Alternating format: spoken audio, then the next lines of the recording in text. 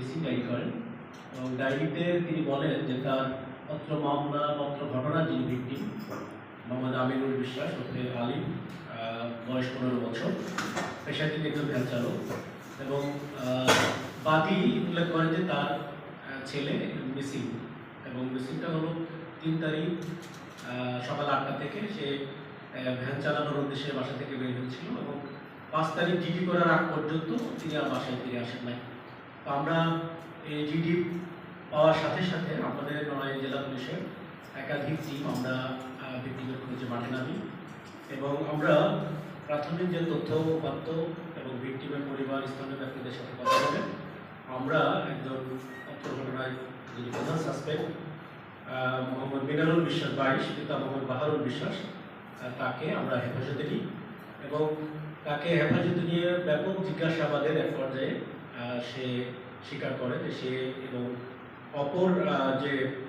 Suspect Mohammad হৃদয় মোল্লা 20, তারা দুজন মিলে তাকে হত্যা করে এবং হত্যার বর্ণনাটা সে যেভাবে দেয় সেটা হলো যে 3 তারিখ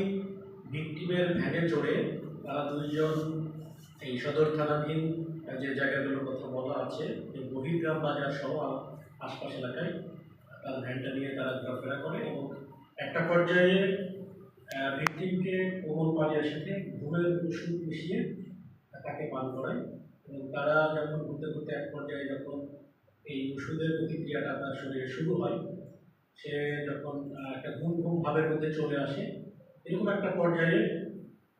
তারা বহির্গ্রাম বাজারে গিয়ে থামে এবং তাকে ওই ভ্যান থেকে নামিয়ে একটা পর্যায়ে তারা ভ্যানটা নিয়ে তার আত্মীয় বাসায় ভ্যানটা রেখে আসে হৃদয় মোল্লা এবং ওর যে ছিল মিনারুল বিশ্বাস। রেখে এসে তারপরে তাকে আবার বাজার থেকে ওই অবস্থায় অর্ধ অবচেতন অবস্থায় নিয়ে আমরা যে জায়গাটা থেকে লাশ পেয়েছি সেটা হচ্ছে দেবভোগ যে গ্রাম, সেই গ্রামের বিলের মধ্যে থেকে আমরা যে লাশটা পেয়েছি সেখানে তারা যায় এবং গিয়ে তাকে যেহেতু সে অর্ধ অবচেতন অবস্থায় ছিল, ঘুমের মধ্যে ছিল, তাকে ঘাসের পোড়াতে সেই ঘাসের ঘুমিয়ে যায়। এই অবস্থায় আমরা যে 2 অভিযুক্ত এর মধ্যে হৃদয় মোল্লা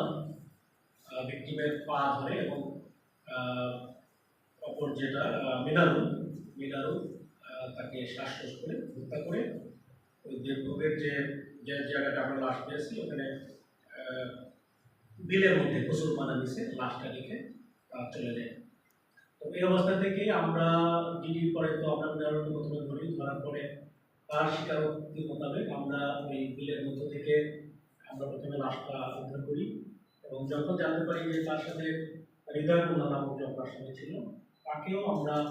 ধরার জন্য আমরা আর একটা টিম একই সাথে আমরা 2টা অভিযান করি। একটা হলো যে লাশ উদ্ধারের জন্য আমরা ঘটনাস্থলে যাই মিনারুলকে নিয়ে এবং সাথে সাথে আর একটা টিম যে হৃদয় মোল্লাকে ধরার জন্য আমরা গোপালগঞ্জে আমরা লোকেশন পাই, ওখানে আমরা যাই। তো একই সাথে আমরা যখন লাশ উদ্ধার করে এবং তার স্বীকারোক্তি মোতাবেক ভ্যান উদ্ধার করি, ভ্যানের যে ব্যাটারিটা খুলে অন্য জায়গায় বিক্রি করা হয়েছিল সেটাও আমরা উদ্ধার করি এবং আমরা গোপালগঞ্জে যে টিমটা পাঠিয়েছিলাম এখানে সেই হৃদয় মোল্লাকে ধরা হয়।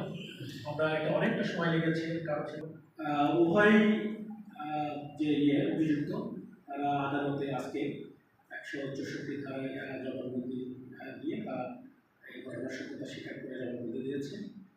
এবং আমরা এই মামলার সাথে সমস্ত আলামত, আমরা ভ্যান উদ্ধার, ব্যাটারি উদ্ধার এবং ভিকটিমের যে মোবাইল ফোন সেটিও আমরা হৃদয় মোল্লার কাছ থেকে উদ্ধার করেছি। অর্থাৎ এই মামলাটা টোটালি আমরা খুব অল্প সময়ের মধ্যে আমরা এই মামলার আত্মপক্ষ রহস্য করেছি। আমরা মামলার আরও তদন্ত বিস্তারিত তদন্ত চলমান আছে, যদিও তারা আদালতে স্বীকার করেছে যে তারা দুজনে ঘটনা করেছে, তারপরেও আমরা আরও তদন্ত করছি এর সাথে